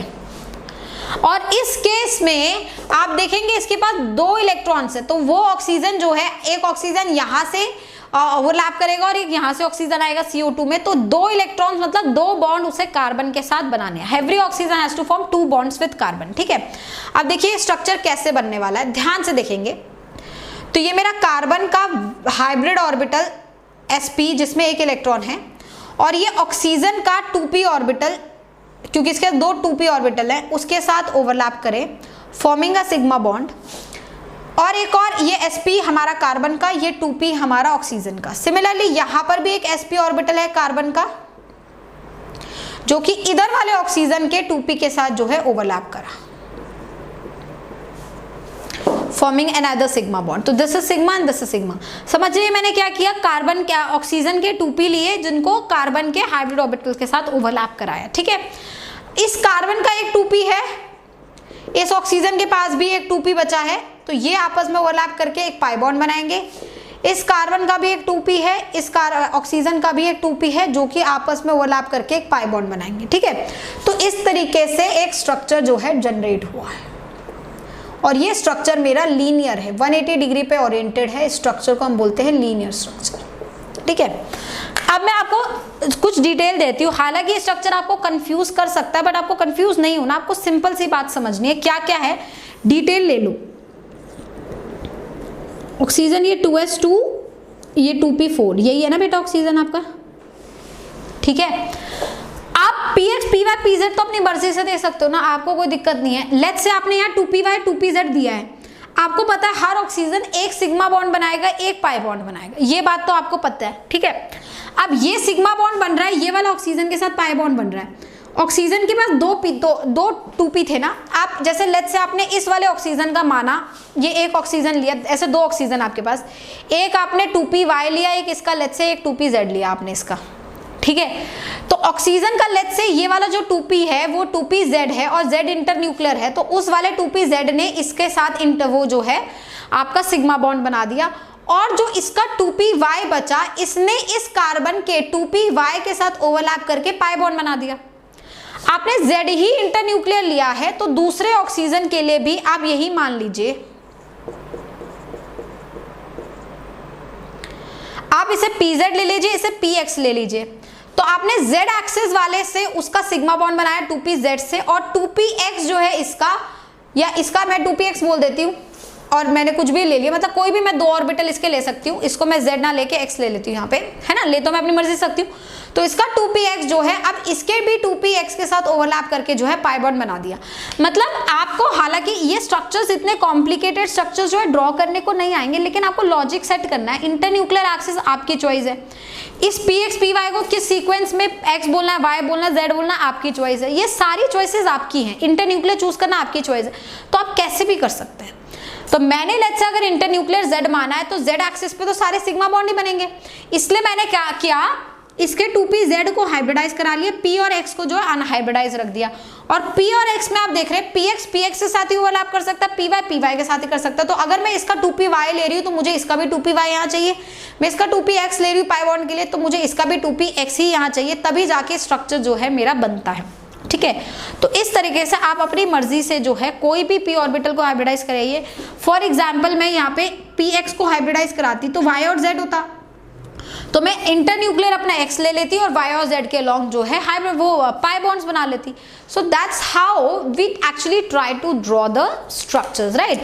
अगर आप कंफर्टेबल है ड्रॉ करने से तो आप ठीक है, हालांकि कोई बोलेगा नहीं, बट आप माइंड में एक पिक्चर बना सकते हैं कि हाँ ऐसे स्ट्रक्चर्स जो है ड्रॉ किए जाते हैं, ऐसे एक्सेसेस जो है चूज की जाती है, ठीक है ना। यहाँ पे जो इंपॉर्टेंट मोटी मोटी चीजें जो आपको कभी नहीं भूलनी, वो चीज है बेटा, जैसे आपने यहाँ भी देखा होगा, जो P हाइब्रिडाइजेशन में गया है वही P वाला जो है मुझे इंटर न्यूक्लियर एक्सिस लेना पड़ा, और इंटर न्यूक्लियर एक्सिस जो है हमेशा सिग्मा बॉन्ड बनाता है।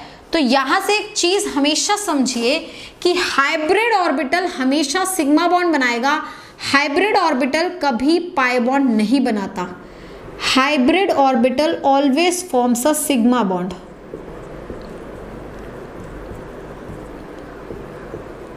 फॉर्म्स अ सिग्मा बॉन्ड, वो कभी भी पाई बॉन्ड नहीं बनाता। Hybrid orbital never forms a pi bond, never ever. तो आप देख रहे हैं ये हाइब्रिड ऑर्बिटल sp और ये वाला भी sp, दोनों ने यहाँ पे सिग्मा बनाया। तो CO2 में आप एक तरीके से बोल सकते हैं कि सिग्मा बॉन्ड जो बन रहा है sp of carbon with some 2p, अब z एक्सिस इंटू लिख रहे हैं 2p z ऑफ ऑक्सीजन, यहाँ पे भी sp of carbon with 2p z of oxygen, और पाई बन रहा है 2px of carbon with 2px of oxygen. Similarly ये बन रहा है 2py of carbon with 2py of oxygen, like this we are having this. तो याद रखिए हाइब्रिड ऑर्बिटल हमेशा सिग्मा बॉन्ड ही बनाता है। कोऑर्डिनेशन नंबर 2 होता है तो हाइब्रिडाइजेशन sp बनती है।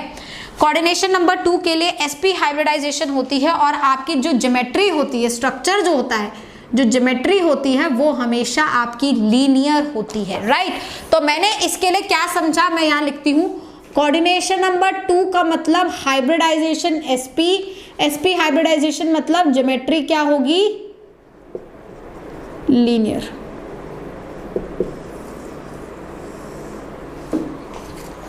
बात क्लियर हुई, यहां तक बात समझ आई, ठीक। आगे चलते हैं कोऑर्डिनेशन नंबर 3 की तरफ। अभी मैंने कोऑर्डिनेशन नंबर 2 जो बनाया है उसके लिए हम कुछ चीजें यहाँ लिख रहे हैं, वो ऐड ऑन करती जा रही हूं मैं। आप एक काम करेंगे बेटा, जब नोट्स बनाएंगे तो आप एक पेज ले लीजिए जिसपे आप एक टेबल ड्रॉ करेंगे, और मैं जो जो वैल्यूज पुट करती जाऊंगी उस टेबल में फिल करते जाना, और बाकी डिटेल स्ट्रक्चर्स अलग अलग पेजेस पे बना दीजिए। तो टेबल मैं यहाँ किसी कोने में बना लेती हूँ और उसको रब नहीं करूंगी, ठीक है। तो मैंने टेबल यहाँ कैसे बनाया है, CN का बनाना है, स्ट्रक्चर का बनाना है, CN का बनाना है, हाइब्रिडाइजेशन का बनाना है, स्ट्रक्चर का बनाना है, ज्योमेट्री एंड शेप, ये हम एक टेबल में रखेंगे, और जो भी वैल्यूज अभी हम फिल कर रहे हैं वो यहाँ डालते जाएंगे। तो अभी हमने निकाला सबसे पहली चीज coordination number 2 hybridization sp, structure इसका कैसे होता है, जैसे अभी एग्जांपल दिया था CO2, इस तरीके से इसका स्ट्रक्चर होता है जिसमें बॉन्ड एंगल 180 है। इस ज्योमेट्री को हम लोग बोलते हैं लीनियर, इस शेप को भी बेटा बोलते हैं लीनियर। मैं बताऊंगी शेप कब चेंज होती है, बट अभी आप इस पे जब चीजें जो है फिल करते चलिए, ठीक है। Now let's come on to the coordination number 3। Let's take example of it. The example that we are taking is let's say BF3, ठीक है। तो बोरॉन का कॉन्फ़िगरेशन लिख लेते हैं बेटा पहले। बोरॉन का कॉन्फ़िगरेशन है 1s2 2s2 and 2p1, that's the configuration we have. तो वैलेंस शेल में 2s2 and 2p1, since I have to form 3 bonds, so मुझे ग्राउंड स्टेट से लेकर इसे एक्साइटेड स्टेट में जाना होगा when my electron will excite this वे।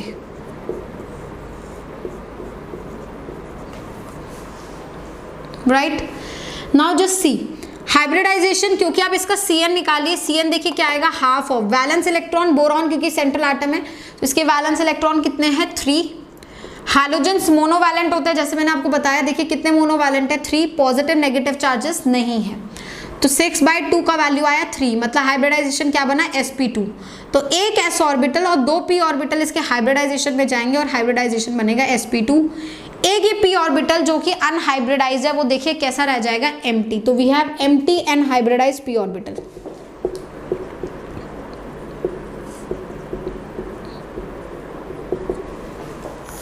बात क्लियर हुई? अब इस केस में आप लोग देखिए हाइब्रिडाइजेशन sp2 में मैंने आपको समझाया था कि आपका जो शेप होता है या फिर जो अरेंजमेंट होता है वो ट्राइगोनल प्लेनर होता है। तो ये बोरॉन, इसका एक sp2 ये रहा, एक sp2 ये रहा और एक sp2 ये रहा। ये तीनों ही बोरॉन के sp2 of boron, sp2 of boron और sp2 ऑफ बोरॉन है। They are arranged at 120 degree to each other. तो बोरॉन के sp2 में कितने इलेक्ट्रॉन, एक इधर इलेक्ट्रॉन, एक ये, 3 इलेक्ट्रॉन्स आगे इसके हाइब्रिड ऑर्बिटल में। ठीक है, तो जो इलेक्ट्रॉन आपके पहले थे, जिस ऑर्बिटल को आपने हाइब्रिडाइज कराया उसमें जितने इलेक्ट्रॉन थे वही हाइब्रिड ऑर्बिटल में आए। अब आपके पास आया फ्लोरीन। अब फ्लोरीन जो है बेटा वो 1s2 2s2 2p5 होता है।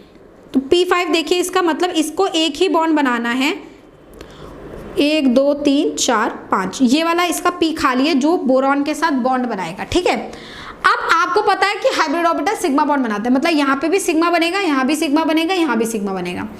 अब जब आपने एक हाइब्रिड ऑर्बिटल बनाया होगा तो एक p इन्वॉल्व करा होगा, दूसरा p यहाँ, तीसरा p यहाँ, 3 p ऐसे इन्वॉल्व हुए होंगे ना। आप कोई भी, जैसे आपके पास 3 डिफरेंट फ्लोरीन्स हैं तो आप एक का ये pz ले लीजिए, एक का ये px ले लीजिए, एक का py ले लीजिए, तो 3 डिफरेंट इंटरन्यूक्लियर एक्सिस पे 3 सिग्मा बॉन्ड्स आपके जनरेट हो जाएंगे। तो यहाँ पे फ्लोरीन का p ऑर्बिटल आया, लेट्स से pz आया, तो ये फ्लोरीन का 2pz आया और फ्लोरीन जिसने आके यहाँ सिग्मा बॉन्ड बनाया, यहाँ से लेट्स से फ्लोरीन का 2p, मतलब अब ये दूसरा फ्लोरीन है। ठीक है, एक फ्लोरीन के पास एक ही अनपेयर्ड इलेक्ट्रॉन है ना, वो अनपेयर्ड मैंने इसका 2pz में मान लिया, तो दूसरे फ्लोरीन का अनपेयर्ड लेट्स से मैंने 2px में मान लिया, और तो तीसरे फ्लोरीन का अनपेयर्ड जो है मैंने यहाँ मान लिया। कहीं भी मानो, आपकी मर्जी है, आप तीनों का z में भी मान लो, उससे कोई दिक्कत नहीं हो रही क्योंकि ये पहले ही ओरिएंटेड है। बट अब देखिए बॉन्ड एंगल किस बेसिस पे डिसाइड होगा। बॉन्ड एंगल ये है, ये बोरॉन और फ्लोरीन का एक बॉन्ड, ये फ्लोरीन और बोरॉन का एक बॉन्ड, ये बोरॉन और फ्लोरीन का एक बॉन्ड, इनके बीच का एंगल ये है कि जो पहले से ही डिसाइड हो गया 120। क्यों? क्योंकि मैंने आपको पहले ही बता दिया हाइब्रिडाइज ऑर्बिटल 120 पर अरेंज्ड है। तो इस तरीके से मेरे 3 BF3 का बॉन्ड बना है, सिग्मा बॉन्ड्स यहाँ से, और ये तीनों सिग्मा बॉन्ड बने हैं जब sp2 ऑफ बोरॉन कंबाइन करा है 2p ऑफ फ्लोरीन के साथ, सारे इसी से बने हैं। तो सबकी स्ट्रेंथ सेम नहीं हुई, तीनों ही बॉन्ड एक ही जैसे तो बने, sp2 of boron with 2p of fluorine, sp2 of boron with 2p of fluorine. तो एक प्रॉब्लम आपकी जो सॉल्व हो रही है वो ये कि तीनों फ्लोरीन सेम स्ट्रेंथ के होंगे, है ना भाई, ये आपकी प्रॉब्लम सॉल्व हुई। और दूसरी प्रॉब्लम जो सॉल्व हुई कि इसके हाइब्रिड ऑर्बिटल पहले से ही अपने को पता है 120 पे अरेंज्ड है, तो हमें पहले से ही बॉन्ड एंगल पता है वो 90 नहीं है, वो 90 से ज्यादा है, ताकि मॉलिक्यूल के अंदर रिपल्शन ना हो, और इस स्ट्रक्चर को हम लोग बोलेंगे ट्राइएंगुलर प्लेनर स्ट्रक्चर। तो सेकेंड एग्जाम्पल मैं लिख रही हूँ, coordination number 3, hybridisation sp2 structure जैसे मैंने आपको बनाया BF3 का इस प्रकार। इसमें आप ये याद रखिए बोरॉन के पास एक एम्प्टी 2p ऑर्बिटल है, जो ये रहा, एविडेंट है इस फैक्ट से। ज्योमेट्री इसकी ट्राइएंगुलर प्लेनर, और शेप भी इसका रहेगा ट्राइएंगुलर प्लेनर।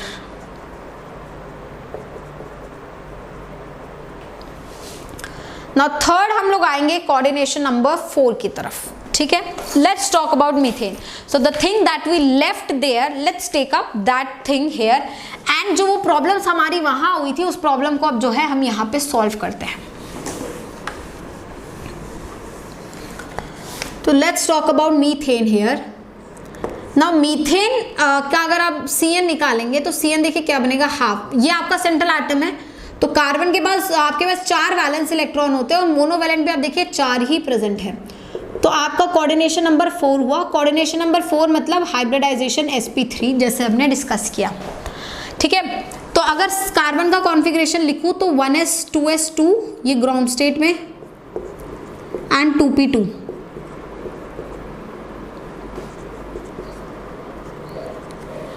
एक्साइटेड स्टेट में देखिए क्या होगा, 2s इस तरीके से हो जाएगा, एक इलेक्ट्रॉन एक्साइट कर गया, है ना। हाइब्रिडाइजेशन आपने एक s और तीनों p ही हाइब्रिडाइज करा लिए, तो sp3 हाइब्रिडाइजेशन हुई।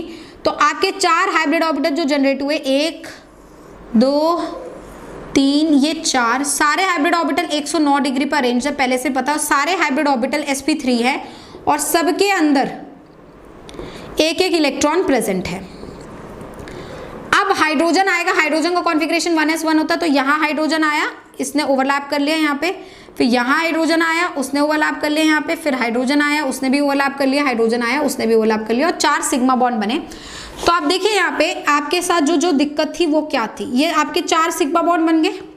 लेकिन अब देखिए चारों बॉन्ड कैसे बने हैं, चारों बॉन्ड तब बने हैं जब हाइब्रिड ऑर्बिटल कार्बन का, जिन चारों हाइब्रिड ऑर्बिटल की एनर्जी सेम है, तो चारों हाइब्रिड ऑर्बिटल ने 4 सिग्मा बॉन्ड बनाए, तो ऑब्वियसली मतलब ये नहीं हो गया कि इन चारों का एनर्जी सेम है। तो मेरा जो प्रॉब्लम था कि 3 बॉन्ड एक एनर्जी के, एक बॉन्ड एक अलग एनर्जी का, वो सॉल्व हो गया। चारों ही जो सिग्मा बॉन्ड बने हैं वो बने sp3 of carbon with 1s of hydrogen के साथ, sp3 of carbon with 1s of hydrogen. तो सारे सिग्मा बॉन्ड्स जो हैं वो इक्वल एनर्जी के हैं। और जो मैं कह रही थी कि इंटरन्यूक्लियर आप अलग अलग लीजिए तो एंगल 90 होगा, वो भी सॉल्व हो गया, क्योंकि ये एंगल पहले से ही इसने फिक्स कर लिया है कि एंगल आपका 109.8 ही है। तो एंगल भी प्रॉब्लम सॉल्व हो गई। तो हाइब्रिडाइजेशन का एक इफेक्टिव कॉन्सेप्ट है मॉलिक्यूल के स्ट्रक्चर्स को एक्सप्लेन करने का, ठीक है। तो coordination number 4, hybridization sp3, structure we are taking is methane, like this.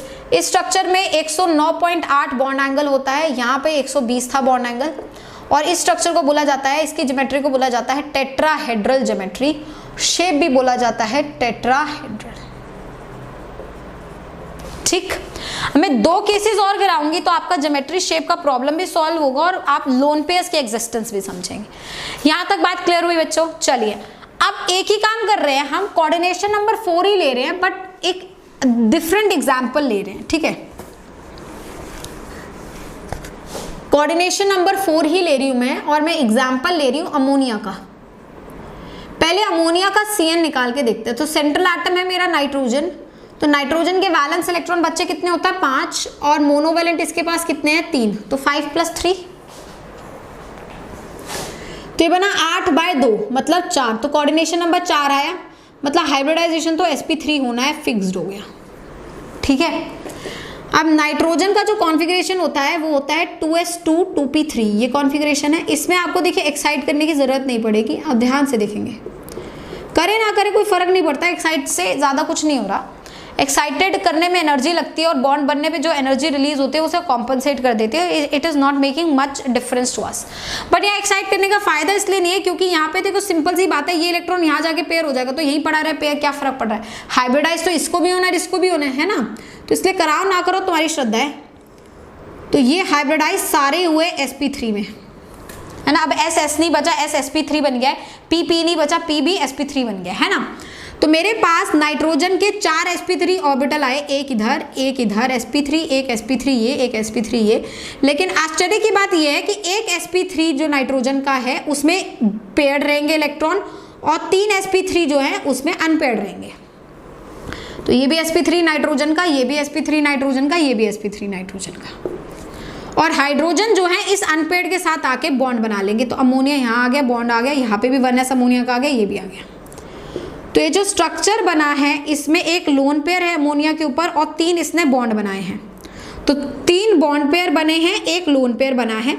और ये जो लोन पेयर है ये किस में प्रेजेंट है? Where is this lone pair located? Lone pair is present in sp3 of nitrogen, sp3 hybrid orbital of nitrogen में ये लोन पेयर मेरा प्रेजेंट है।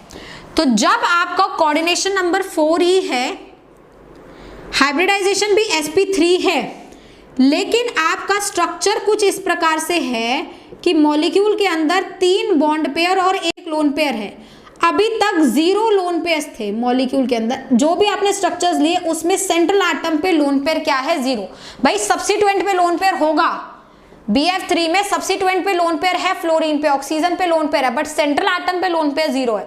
तो सेंट्रल एटम का लोन पेयर यहाँ 1 है। अगर इन दैट केस जो ज्योमेट्री होता है बेटा वो हाइब्रिडाइजेशन से डिसाइड होता है। हाइब्रिडाइजेशन sp3 है तो ज्योमेट्री तो टेट्राहेड्रल ही रहेगा, लेकिन जो शेप होता है वो मॉलिक्यूल के इससे डिपेंड होता है, स्ट्रक्चर से डिपेंड करता है, जिसमें मैं लोन पेयर्स को नहीं देखती, सिर्फ इन पिरामिड्स को देखती हूँ। तो ये जो है, ये जो शेप बनाएगी वो बनाएगी पिरामिडल शेप। ये पिरामिडल शेप कैसी है बच्चों? पिरामिडल समझने के लिए पहले टेट्राहेड्रल समझिए। देखिए कैसे होता है टेट्राहेड्रल। मेरे पास मॉडल नहीं है अभी, नहीं तो मैं मॉडल से आपको दिखाती, पर जैसे हमारी लॉकडाउन ओवर होगा तो मैं आपको मॉडल्स दिखाऊंगी। बच्चे टेट्राहेड्रल कुछ इस प्रकार होता है, देखो एक ऊपर कुछ पीछे की तरफ और ये बॉन्ड एक आगे की तरफ, समवॉट लाइक दिस। टेट्राहेड्रल कुछ हमारा इस प्रकार से दिखता है हमें, ठीक है। अब आप टेट्राहेड्रल देख रहे हो तो वो ये है, हाइब्रिडाइजेशन ही है, लेकिन जब आप शेप डिसाइड कर रहे हैं ना मॉलिक्यूल की, शेप चेंज तब हो रही है जब लोन पेयर आ रहा है। क्यों? क्योंकि जब हम शेप डिसाइड करते हैं तो हम लोन पेयर को नहीं देखते। तो लेट्स से यहाँ लोन पेयर है तो ये तीन चीजें हो गई, तो मैं शेप में इस लोन पेयर को नहीं देखूंगी। लेकिन जब मैं हाइब्रिडाइजेशन डिसाइड कर रही हूँ तो मैं तीनों चीजें देखूंगी। जब मैं आपका मॉलिक्यूल का कोऑर्डिनेशन ले रही हूँ तो मैं चारों चीजें देख रही हूँ। तो चारों चीजें तो टेट्राहेड्रल है, लेकिन अगर यहाँ लोन पेयर आ गया तो मैं इसको नहीं देख रही, तो मैं इन तीनों को देख रही हूँ। तो ये आपको ऐसा नहीं लग रहा पिरामिड की बेस है, इसलिए मैंने जो है इसका शेप क्या लिखा है बेटा, पिरामिडल लिखा है, ठीक है। तो शेप और ज्योमेट्री डिफरेंट तब बनती है जब मॉलिक्यूल के अंदर लोन पेयर आता है। जब आपको मॉलिक्यूल की शेप डिसाइड करनी होती है तो आप उसके स्ट्रक्चर से लोन पेयर को हटा के सिर्फ बॉन्ड पेयर्स के अरेंजमेंट्स देखते हैं। लेकिन जब आपको मॉलिक्यूल की ज्योमेट्री डिसाइड करनी होती है आप उसकी हाइब्रिडाइजेशन देखते हैं। हाइब्रिडाइजेशन से जो भी ज्योमेट्री आएगी वही ज्योमेट्री है। क्लियर?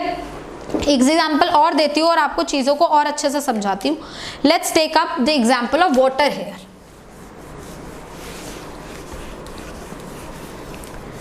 तो कोऑर्डिनेशन नंबर 4 ही है, बट एग्जाम्पल जो मैं ले रही हूँ वाटर का ले रही हूँ। इसमें सेंट्रल एटम मेरा ऑक्सीजन बनता है, बिकॉज हाइड्रोजन सबसे छोटा एलिमेंट है तो ऑक्सीजन हाइड्रोजन से बड़ा ही होगा। आप हाफ V+ है, बैलेंस शेल के इलेक्ट्रॉन्स इसके कितने होते हैं 6, और मोनोवेलेंट कितने हैं 2। तो देखिए 8/2 4, हाइब्रिडाइजेशन 4 ही आ रहा है, मतलब sp3 ही होगी हाइब्रिडाइजेशन। ऑक्सीजन का ग्राउंड स्टेट अगर आप देखेंगे तो 2s2 और 2p4 है बेटा। एक्साइटेड स्टेट देखिए इसका, आप एक्साइट करना चाहे ना करना चाहे आपकी मर्जी है, क्योंकि अगर आप एक्साइट करेंगे तो भी आपके 2 लोन पेयर ही रहने हैं। तो आप करो एक्साइट, ना करो आपकी श्रद्धा है। तो let's say I am not doing excitation. Hybridization मैंने यहाँ करा दी इसकी sp3। तो 4 ऑक्सीजन के 4 हाइब्रिड ऑर्बिटल आए, एक ऐसे, एक ऐसे, एक ऐसे, एक ऐसे।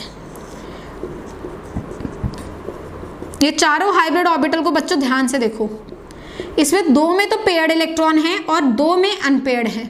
तो जिनमें अनपेयर्ड है उसमें तो हाइड्रोजन आके बॉन्ड बना लेगा इस प्रकार। तो वाटर का एक स्ट्रक्चर टेट्राहेड्रल टाइप रह जाएगा जिसमें 2 लोन पेयर भी रह जाएंगे इसके पास, और दोनों ही लोन पेयर अगर आप देखेंगे तो sp3 हाइब्रिड ऑर्बिटल में ही प्रेजेंट रहेंगे, है ना। इस केस में कोऑर्डिनेशन नंबर 4 ही है, हाइब्रिडाइजेशन sp3 ही है, बट स्ट्रक्चर में 2 लोन पेयर है और 2 बॉन्ड पेयर है। तो टेट्राहेड्रल रहेगी ज्योमेट्री, क्योंकि ज्योमेट्री को हाइब्रिडाइजेशन से फर्क पड़ता है, लेकिन शेप चेंज होगी क्योंकि शेप अब सिर्फ इसके बेसिस पे डिसाइड होगी। देखिए क्या है, बेंट शेप या वी शेप बोल सकते हैं इसे। तो इस तरीके से आप मॉलिक्यूल का हाइब्रिडाइजेशन, उसका स्ट्रक्चर, उसका ज्योमेट्री, शेप सब पता कर सकते हैं। उसका लोन पेयर कौन से ऑर्बिटल में प्रेजेंट है, वेकेंट p ऑर्बिटल मतलब उसका लोन पेयर अनहाइब्रिडाइज्ड ऑर्बिटल में प्रेजेंट है, हाइब्रिडाइज्ड ऑर्बिटल में प्रेजेंट है, लोन पेयर की हाइब्रिडाइजेशन क्या है, ऑल दैट स्टफ, सारी चीजें आप चेक कर सकते हैं, ठीक है। अभी मैंने कोऑर्डिनेशन नंबर 4 तक डिस्कस करा है, लेटर हम कोऑर्डिनेशन नंबर 5, 6, 7 भी डिस्कस करेंगे, बट आई होप आपको ये चीजें क्लियर हो रही है कि s और p की हाइब्रिडाइजेशन कैसे कराई जाती है, मॉलिक्यूल का ज्योमेट्री, शेप वगैरह कैसे डिसाइड होता है। बात क्लियर हुई? तो आज के लिए हम लोग अपनी क्लास को यहीं वाइंड अप करते हैं।